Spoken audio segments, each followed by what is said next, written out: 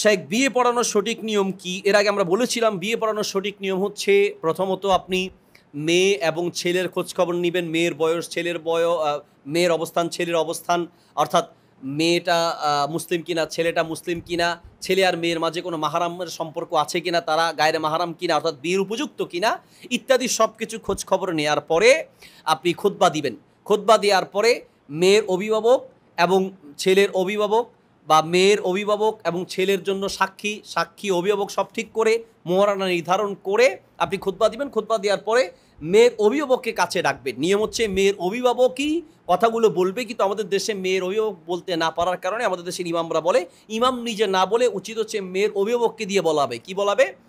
অমুক গ্রামে অমুক আমি আমার মেয়ে অমুককে এত টাকা মোহরানার বিনিময়ে অমুক গ্রামের অমুক ছেলের হাতে সোপর্দ করলাম। এই ছেলেকে দেখিয়ে বলবো যে আপনার কাছে বিয়ে দিলাম। তখন ছেলে বলবে আমি আলহামদুলিল্লাহ কবুল করলাম। আমাদের দেশের মানুষ সাধারণত ৩ বার বলে। ৩ বার বলা জরুরি না, একবার বললেও যথেষ্ট হয়ে যাবে। বাকি মানুষকে শোনানোর জন্য আপনি চাইলে ৩ বার বলতে পারেন, যদি কেউ না শুনে সাক্ষীদেরকে শোনানোর জন্য একবার বলাই যথেষ্ট। ব্যাস বিয়ে হয়ে গেল। তাহলে বিয়ের জন্য কি লাগবে?